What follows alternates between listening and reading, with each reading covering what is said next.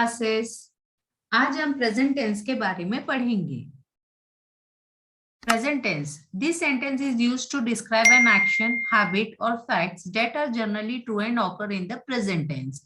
अब present tense में ऐसे वाक्य आते हैं कि जिसके एक्शन प्रेजेंट में हो रहे हैं, इस समय हो रहे हैं, हैबिट ऐसा काम जो हम रोज करते हैं, और फैक्ट्स ऐसा सच जिसे कोई बदल नहीं सकता, that are generally true and occur in the present tense. ऐसे वाक्य प्रेजेंट टेंस में आते हैं। अब हिंदी में अगर हम देखेंगे तो ऐसे वाक्य जिसके आखिरी में है आता है उसे हम प्रेजेंट टेंस के सेंटेंस कह सकते हैं। जैसे वहां स्कूल जाता है, हम हॉकी खेलते हैं। अब यहाँ रोज होने वाला काम है, वहां स्कूल जाता है, हम हॉकी खेलते हैं। अब यहाँ रोज होता है तो इसे हम हैबिट कहेंगे। सूरज पूर्व से उगता है। अब सूरज पूर्व से उगता है, यहाँ एक फैक्ट है, एक सच है जिसे कोई नहीं बदल सकता। वह खाना खा रही है। अब खाना खा रही है, यह काम हो रहा है और यह काम वर्तमान काल में मतलब अभी हो रहा है, प्रेजेंट टेंस में हो रहा है, इसलिए यह वाक्य प्रेजेंट टेंस में आते हैं। Types of present tense. जब मैंने टेंसेस का इंट्रोडक्शन का वीडियो बनाया उसमें मैंने आपको बताया था कि वर्ब की हेल्प से हम लोग टेंस को 4 पार्ट में डिवाइड करते हैं। Simple tense, perfect tense, continuous tense and perfect continuous tense. अगर आपको याद ना हो तो आप जाकर वहां वीडियो दोबारा एक बार देख सकते हैं। तो प्रेजेंट टेंस में अगर जब हम इन टेंस को जोड़ते हैं तो यहां बन जाता है present simple tense, present perfect tense, present continuous tense and present perfect continuous tense. तो आज हम प्रेजेंट सिंपल टेंस के बारे में पढ़ेंगे। Simple present tense. Present simple tense, present simple tense को इंडेफिनिट टेंस भी कहा जाता है। We use the simple present tense when an action is happening right now or when it happens regularly. अब प्रेजेंट सिंपल टेंस या फिर present indefinite tense में ऐसे एक्शंस आते हैं, ऐसे काम आते हैं जो कि अभी हो रहे हैं या फिर जो रेगुलरली होते हैं, रोज होते हैं। इन वाक्यों के अंत में ता है, ता हूं, ती है, ते हैं आदि शब्द आ जाते हैं।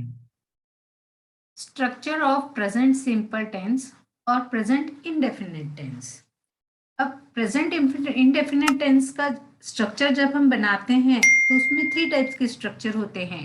अफर्मेटिव सेंटेंस जो कि पॉजिटिव सेंटेंस रहते हैं, नेगेटिव सेंटेंस नहीं, ऐसे सेंटेंस, ऐसे वाक्य जिसमें नहीं शब्द आता है, नो शब्द आता है, वह नेगेटिव सेंटेंस होते हैं। और इंट्रोगेटिव सेंटेंस और क्वेश्चन सेंटेंस। क्वेश्चन सेंटेंस जिसके लास्ट में क्वेश्चन मार्क आता है, जिसमें कि हम किसी टाइप का क्वेश्चन पूछते हैं, प्रश्न पूछते हैं। अब अफर्मेटिव सेंटेंस को हम पॉजिटिव सेंटेंस भी कहते हैं। अब पॉजिटिव सेंटेंस का स्ट्रक्चर क्या है?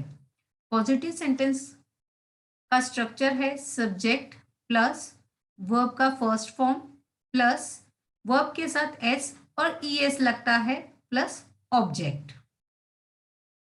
नेगेटिव सेंटेंस, नेगेटिव सेंटेंस में सब्जेक्ट डू और डज नॉट लगेगा, डू और डज नॉट का यूज होगा प्लस वर्ब का first form plus object. Interrogative और क्वेश्चन सेंटेंस में ये जो डू और डज हमने यूज किया था वह सब्जेक्ट के पहले आ जाएगा, डू और does plus subject then plus verb, verb का फर्स्ट फॉर्म प्लस ऑब्जेक्ट और लास्ट में आ जाएगा क्वेश्चन मार्क, क्योंकि हम यहाँ पर क्वेश्चन पूछते हैं, प्रश्न पूछते हैं।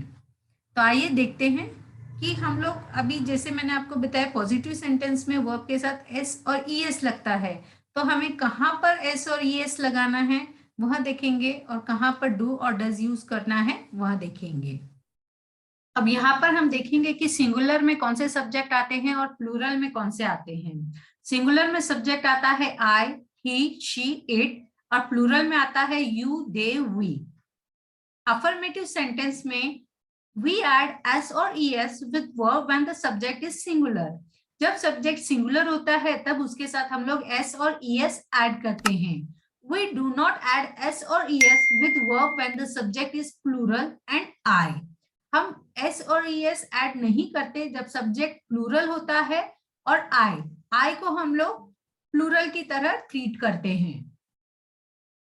In negative sentence, we use does with singular subject. Singular subject में आता है he, she, it, and we use do with plural subject and I.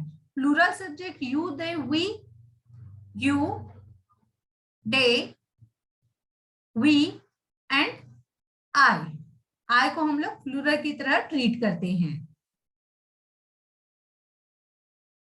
Example of verbs with s or es are like quote. I हमारा subject है, singular subject है, लेकिन इसे हम plural की तरह ट्रीट करते हैं. लाइक पोट, इसलिए हमने जो वर्ब है, लाइक यहाँ पर वर्ब है, वर्ब में एस और es ऐड नहीं किया है. You read lots of book. अब यू भी सिंगुलर भी हो सकता है और प्लूरल भी हो सकता है, लेकिन ग्रामेटिकल में हम लोग इसको यू को प्लूरल में लेते हैं. एक पर्सन रहता है तो भी हम यू बोलते हैं, 2 या 2 से ज्यादा पर्सन रहते हैं तो भी हम यू बोलते हैं. हम लोग यू को यहाँ पर प्लूरल फॉर्म में लेते हैं.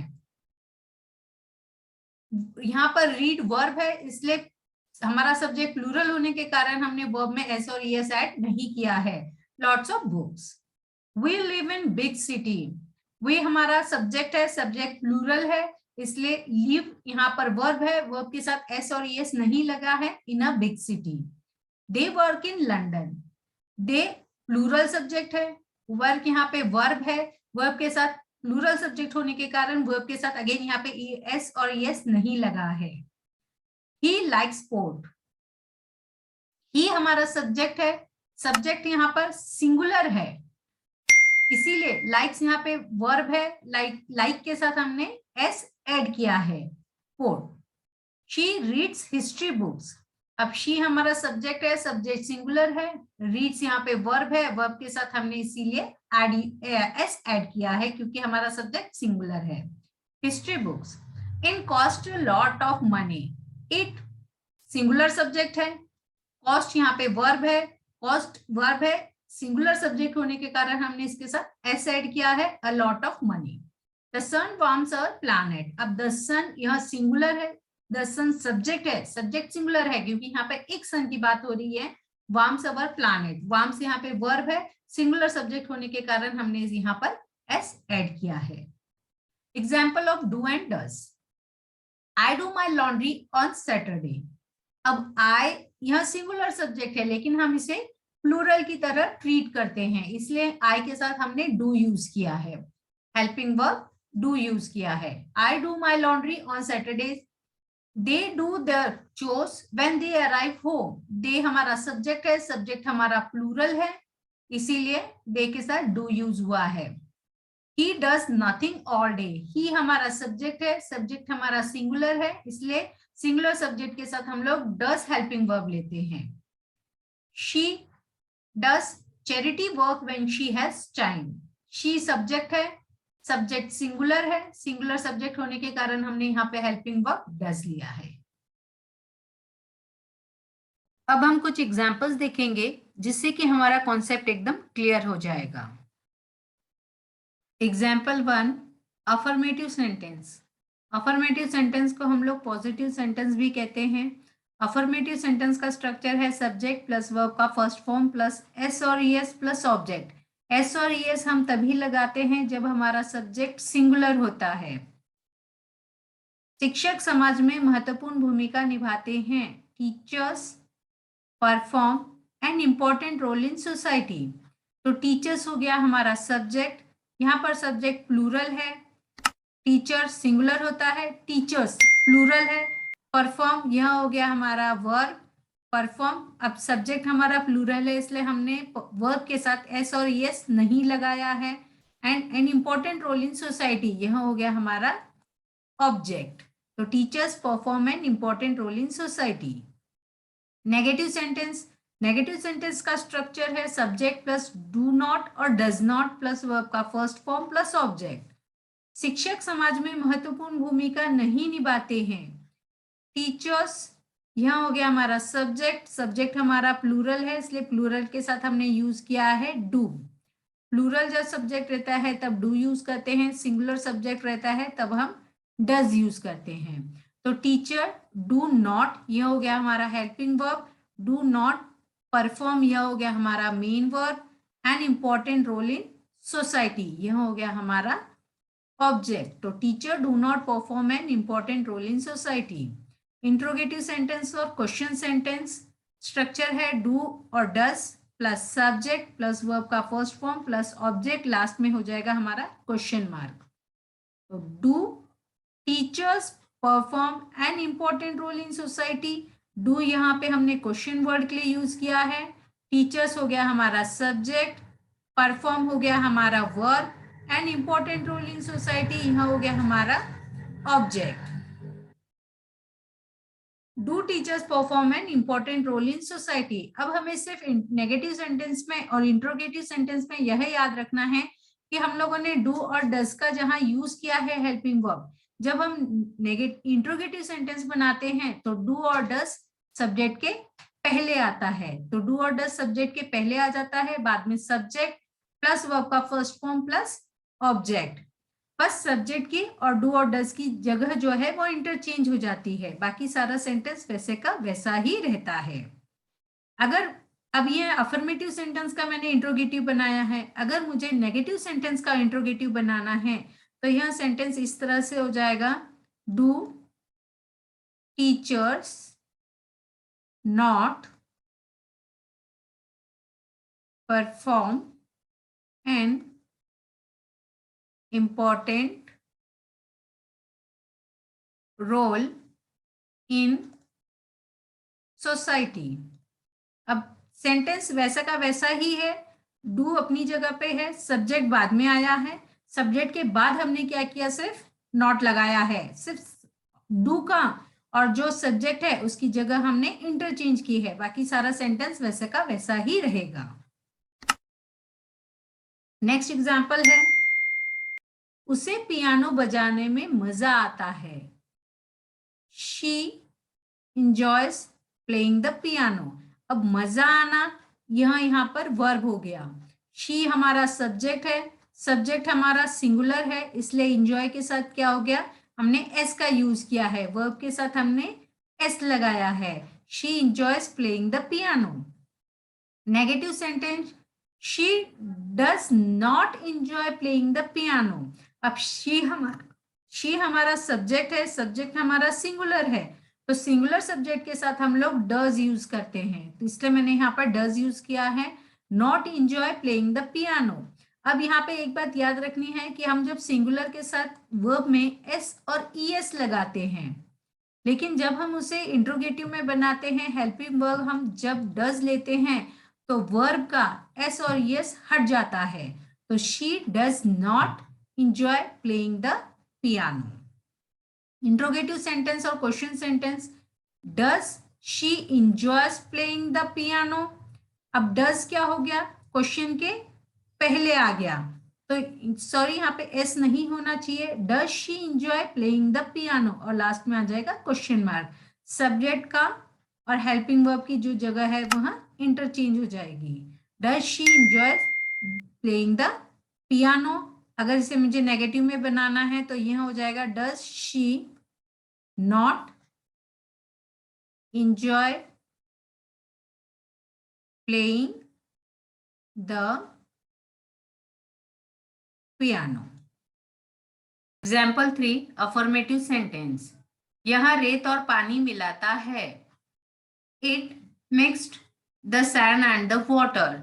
इट हमारा सब्जेक्ट है, सब्जेक्ट सिंगुलर है इसलिए मिक्स जो हमारा मेन वर्ब है उसमें मैंने ईएस ऐड कर दिया तो मिक्स्ड हो गया main verb. The sand and the water यह हो गया हमारा object. Negative sentence, it does not mix the sand and the water. It हमारा सब्जेक्ट है, सब्जेक्ट हमारा सिंगुलर है इसलिए सिंगुलर सब्जेक्ट के साथ मैंने हेल्पिंग वर्ब डज यूज किया है, डज नॉट। अब ये याद रखना है कि जब हम लोग सिंगुलर सब्जेक्ट के साथ डज यूज करते हैं तो मेन वर्ब में से ईएस हट जाता है। जो हमने यहाँ पर एफर्मेटिव सेंटेंस में मेन वर्ब के साथ ईएस लगाया है, वह नेगेटिव सेंटेंस में डज लगाने के कारण ईएस वहां से निकल जाएगा। The sand and the water, यह हमारा ऑब्जेक्ट हो गया। It does not mix the sand and the water. Interrogative sentence और क्वेश्चन सेंटेंस, क्या यह रेत और पानी मिलाता है?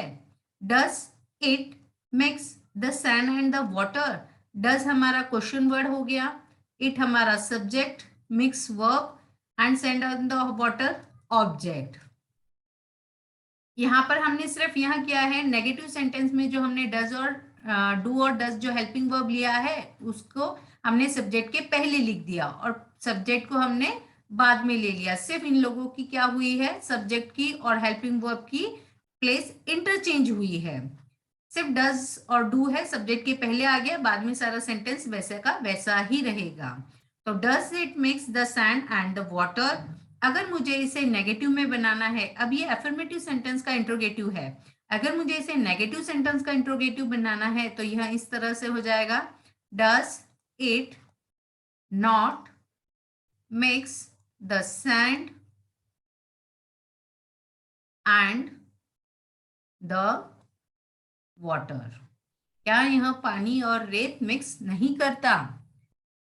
यहाँ पर यह वीडियो खत्म हुआ। अगर आपको मेरा वीडियो पसंद आया हो तो इसे लाइक, शेयर, सब्सक्राइब करना न भूलें और कमेंट बॉक्स में जरूर लिखें कि आपको यह वीडियो कैसा लगा और बेल आइकन दबाना न भूलें जिससे आने वाले वीडियो की जानकारी आपको मिल सके। Thank you from winner classes.